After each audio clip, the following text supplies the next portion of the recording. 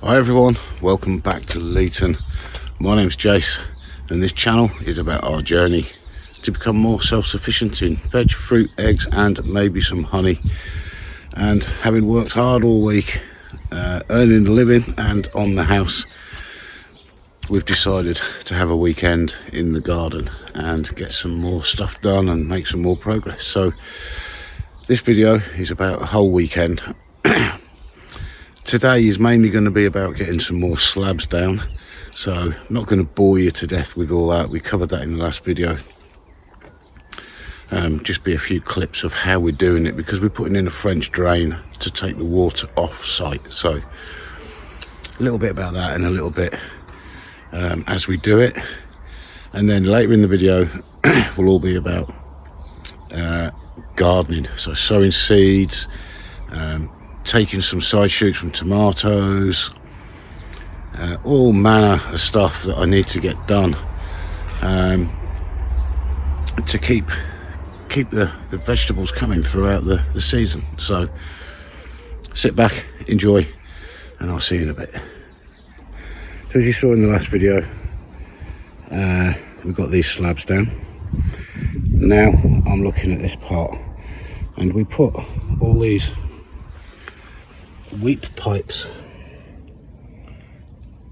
in the wall to allow the water to drain out of these beds. So up to the top of the first course is actually rubble, hardcore bricks and things like that. So there's a lot of gaps for water to run away. Then there's about a 2-inch layer of pea gravel, and then the rest is soil. This is the concrete footing of the wall. So I'm thinking I can lay this perforated pipe in this trench on top of the concrete footing.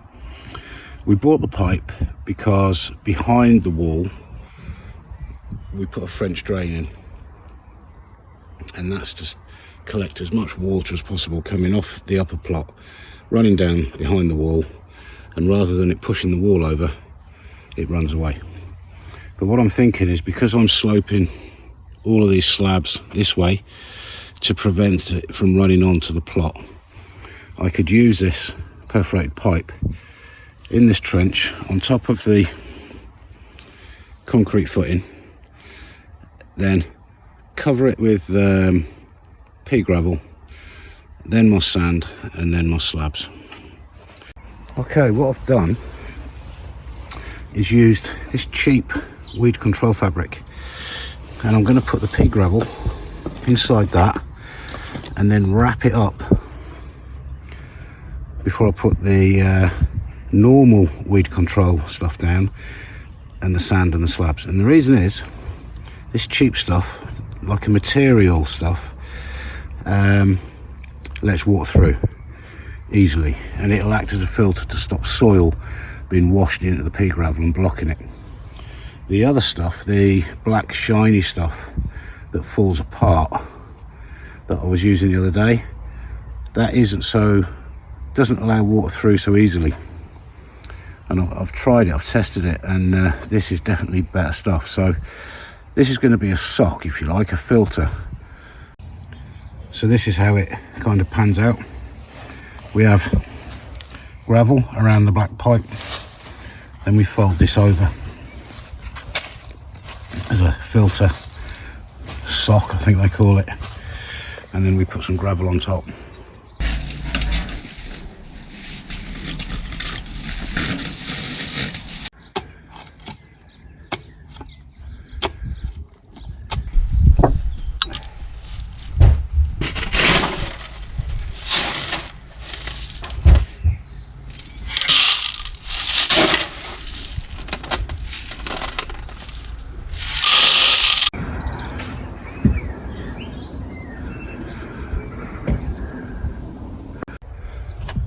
Okay guys, well, it's been really hot today doing this, and we've got these down.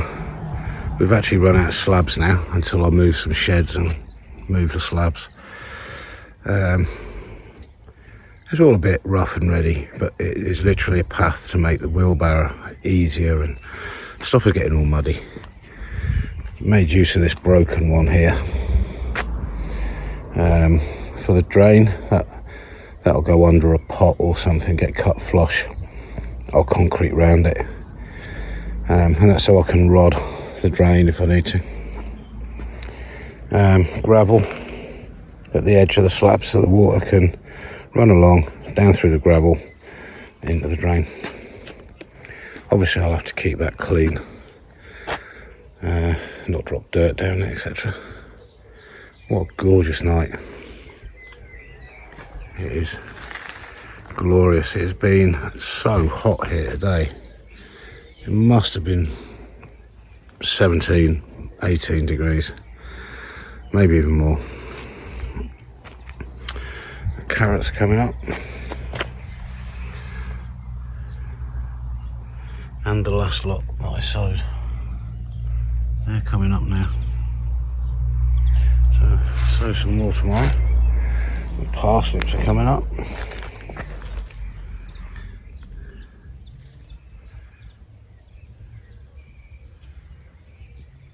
So that's good. And we've got courgettes. Look at that.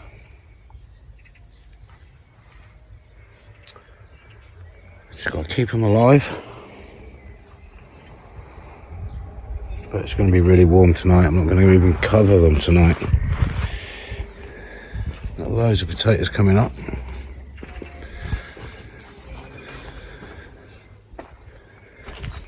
Tomatoes, we'll be dealing with those tomorrow. Got a couple of them now forming.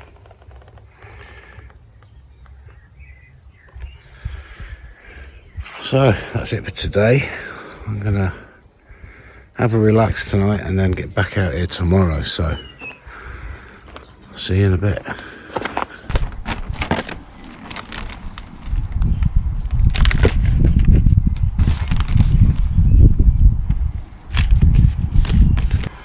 Morning everybody.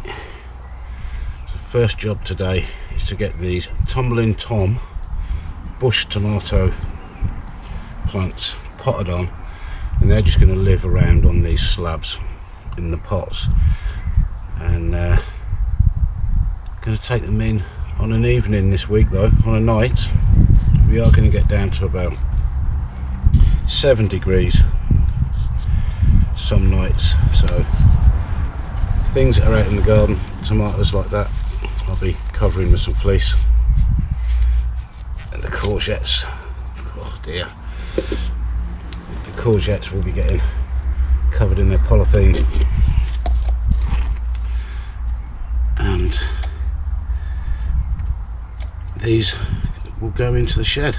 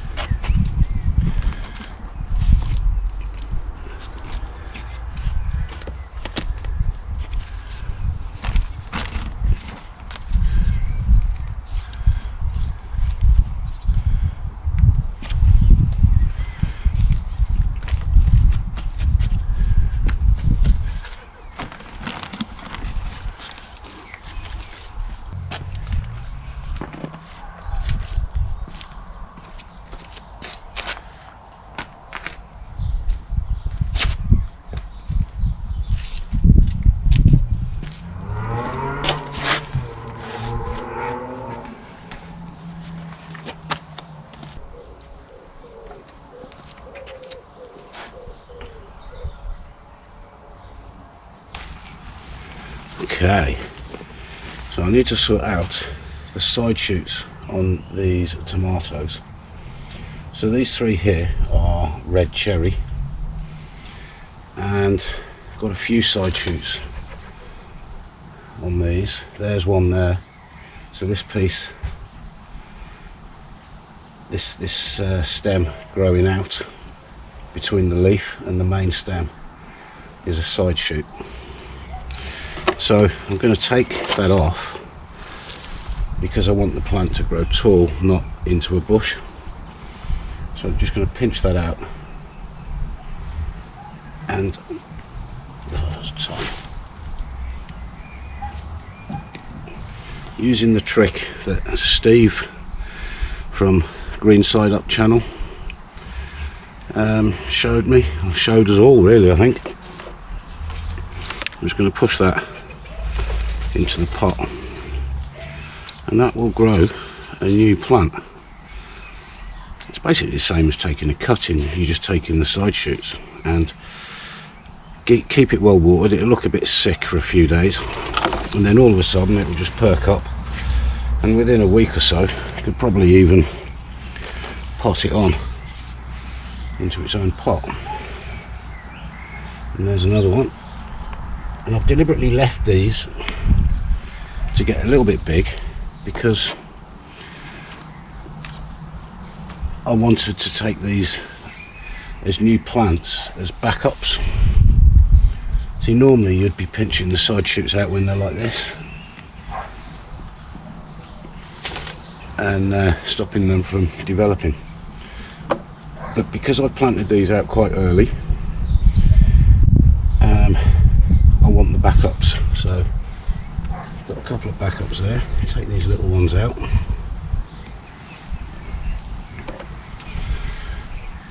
We've got one on this one. Yeah, there's one.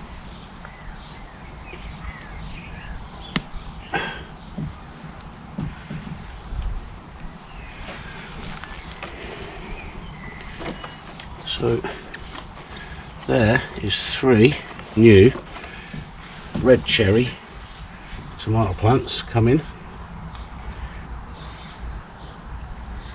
Just let them do their thing, keep them damp, and yeah, that's 3 new plants I've got some more up in the house as well. Now these ones are beefsteak, and they grow a really big tomato. And I was doing a bit of reading on these last night online, and I have planted these way too close together. They're sort of recommending about 4 feet apart. I've grown these before. In fact, I normally grow these. I like the big tomatoes, good for making sauces. But I'm going to leave them as they are now. We've already got our first fruit coming. And I'm going to take the side shoots though. Now it does look as though, and all 3 of these plants, no, these 2, or maybe all 3, I've allowed a side shoot to form and grow another main stem. But I'm going to leave it because, having done my research online last night, it says up to 2 main stems is okay. So I really need to keep my eye on it now, not let any more side shoots develop, and probably put another cane in. Might even grow this one across this way and overlap them a bit and make up some kind of structure to grow them all up. And as I've said, we are going to get down to about 7 degrees this week. And we did one evening, was it 8 degrees last week, I think. And what I did was I came out, draped some fleece over them, and clothes pegged it to the canes, and they've done absolutely fine. The soil temperature, it actually feels warm now, so that's really helping. So I'm going to take a couple of these side shoots.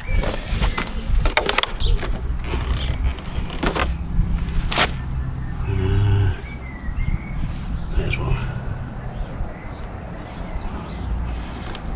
Just put him there and grow some new plants.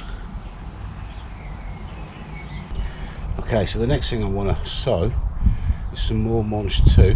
I've got some growing over there. Put them out a little bit early suffered a bit with the cold, but the ones, most of them survived, and the ones that have survived are now off and raring to go. They're really growing well. These ones, not so well. People have said that peas don't grow well with alliums, and this is Solent white garlic. But they are growing, so I think I'm just going to put some more in and see how they get on. I've put a pot there with, I'm going to put 3 in just to fill that space and see if we can make this sort of 6-7 feet stretch of netting full of mulch too. So all I'm going to do is plant these about 1.5 inches deep. That's it.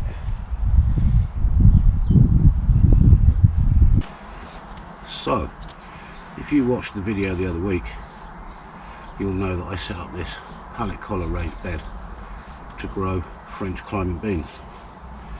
And at the minute, there's nothing showing. And I'm thinking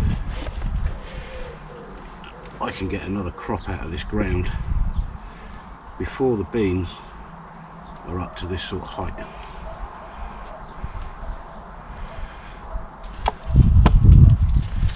So what I'm going to do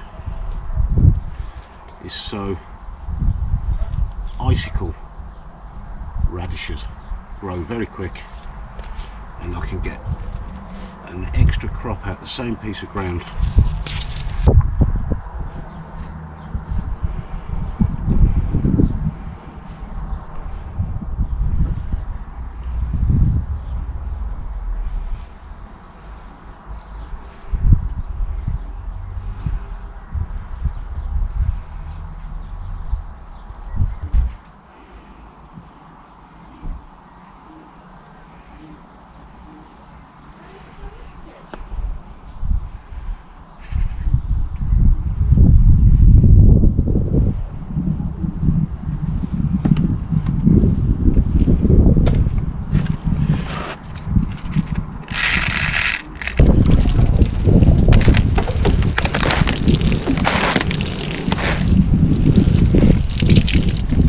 So another little job I want to do is sow some more cauliflower, because mine have been pretty badly eaten by the slugs. So all year round variety, and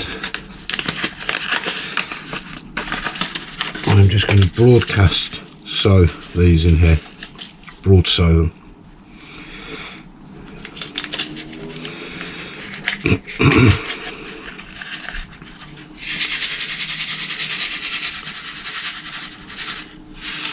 And that'll do. There's probably, I don't know, 15, 20, something like that in there. And a little bit on the top. And I'll give them a water.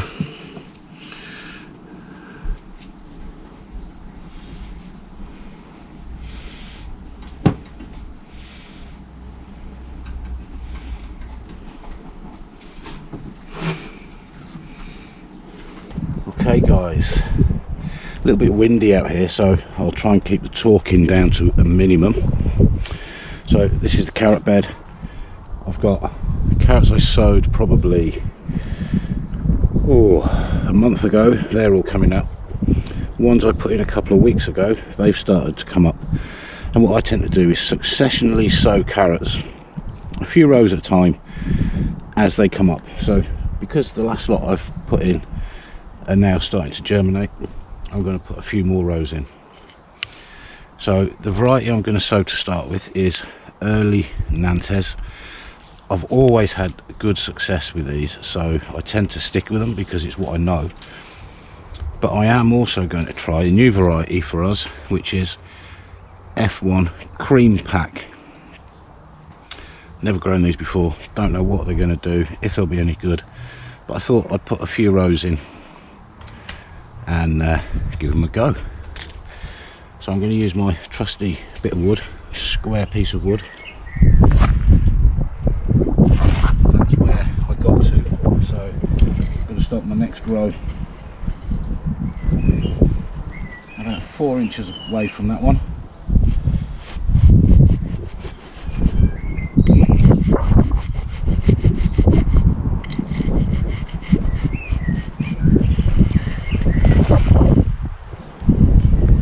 dry, give these a water.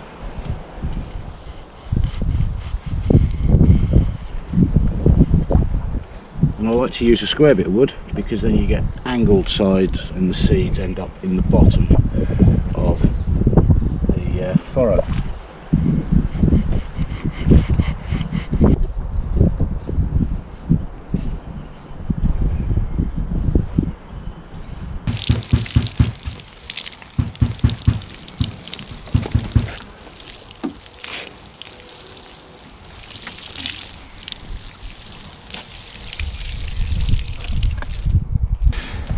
If you watched the video the other day, you'll know that the slugs are hammering my brassicas, and I'm trying the copper mesh method, putting a bit of copper mesh around the plants like a security fence almost.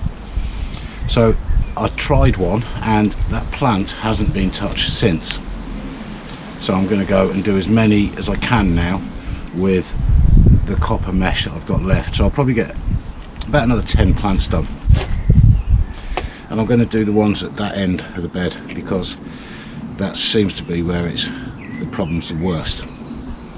So I'm going to get the cover off. I'm going to give it a good weed as I go along, remove any dead plants, put a couple of spares in. I've got some broccoli, and I'm going to top up the old beer traps as well while I'm at it, and then this bed can be left alone, then covered over and left alone for a few weeks till I need to weed it again or something. And I need to be quick while I'm doing this because from yesterday and today I have seen cabbage white about, and aphids as well. I've seen some green fly, so I want it to be uncovered for the least amount of time.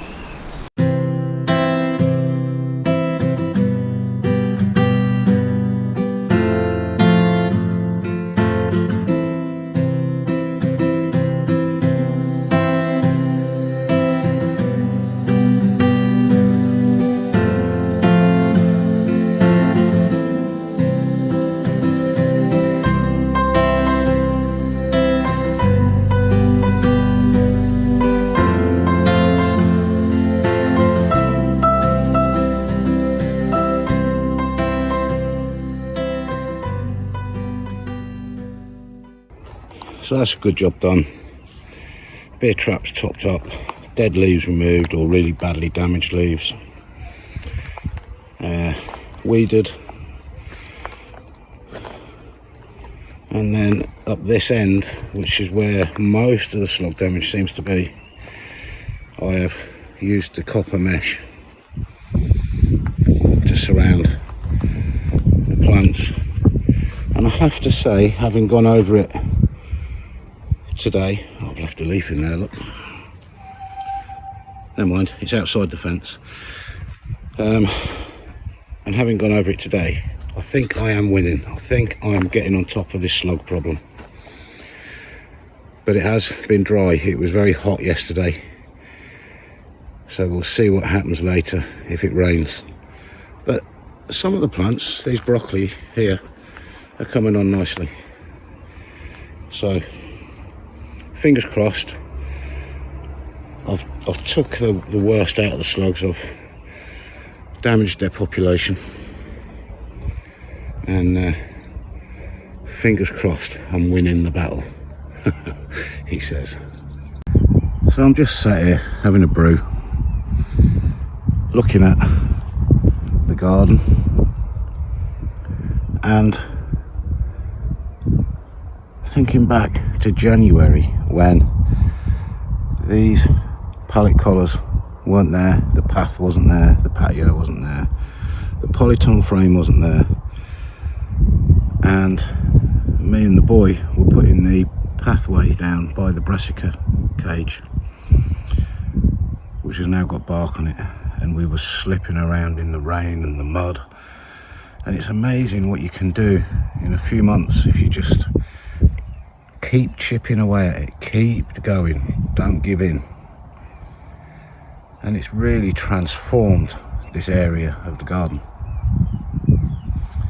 and it's just going to get better and better as time goes on. You know, get the polytunnel cover on, get some more slabs down, get the IBC containers in for water storage, etc. It really is good. I'm really pleased, and you know, there's no way in the world that we're going to be self-sufficient this year, but it's a step towards it. It's a step towards being less reliant on the system and the supermarkets and all the stuff that they put on the food to grow it, all the chemicals and things like that. So talking about water storage, the next job is getting a gutter on that shed, because I sowed marrowfat peas and carrots in these troughs, and the carrots have actually come up. You know, they're coming up now, and so are a few of the peas. But as you can see, when it rains, the water drips off the roof of the shed and puts a big trench in the pots in the compost, and it also fills them with water. They get completely waterlogged. So I've got to do something about it. And when we were doing the drain yesterday, in the corner there we have a spare wheelie bin. So the plan is to piece of gutter up there, which we have from sheds that we have taken out. So I'm going to use a piece of that, or two pieces of that, and join it together, whatever, and put it along there.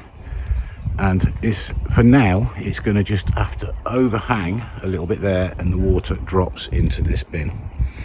The reason being, the fittings I wanted to do this job today aren't available. They're not in stock at Screwfix, so I will pick those up another time and finish the job. But if I can stop the water dripping onto these pots, and I can collect a load of rainwater in here, then that's a win-win as far as I'm concerned. So that's the next job.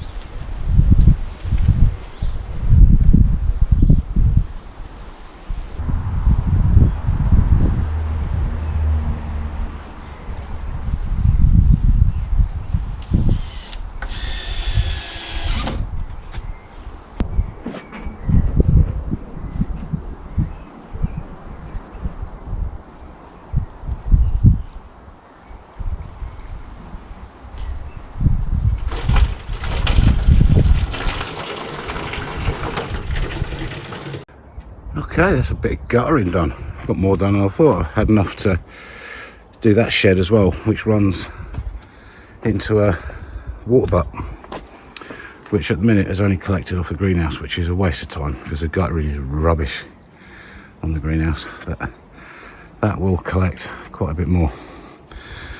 And then this one's done. It's only really temporary because the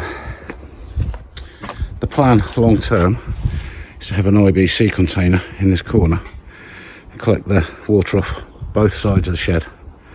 So this will end up being brought round and then into a dam pipe. But Rome wasn't built in a day, so we are doing some temporary fixes. Wheelie bin, that'll do. I've screwed it to the shed because it was, no matter what I put under it, it was tilting back a bit, so that'll help that. I'll leave the lid open because obviously I've got to let the water in there, and then when it rains that'll help fill it as well. And I suppose if we're in a drought period I can close the lid, save any evaporation. So just looking at the Charlotte earlies I put in these pots, and they're really coming on now. But look at the difference in colour between my homemade compost and the shop bought compost. These plants are in my homemade compost. These are shop bought. And there is a massive difference in the shade of green. Now, this is just plain shop bought compost, this plant, and this is plain homemade. There is no additives at all. No fish blood and bone, no potato fertiliser, nothing. And look at the difference. So, I imagine that's maybe down to the nitrogen in the different composts, maybe. I don't know which plant would be healthier, not certain. The ones in my homemade compost have always grown at a faster rate than the ones in the shop bought compost. But yeah, I've got no idea. Anybody know what it could be, what it means, which plant is healthier? Please let me know. And it looks like they may be starting to flower soon. So this row here, I'll be taking the flowers off, and the row behind I will be leaving on because it's part of the experiment. Some people seem to think that taking flowers off puts more energy into the tubers and growing potatoes, and some people say it makes no difference, so I thought I'd give it a go. But yeah, anybody knows the difference, why the shop bought is a much darker green, please let me know. Alright guys, well that's the end of the video. Quite a weekend really. Slab laying, sowing, planting, building work, guttering, yeah, but it's more progress, a lot more done on the plot. So thanks for watching, hope you've enjoyed the video. If you have, please give it a thumbs up, and if you haven't subscribed already, please do, and follow us on our journey to become more self-sufficient. I'll catch you next time. Cheers.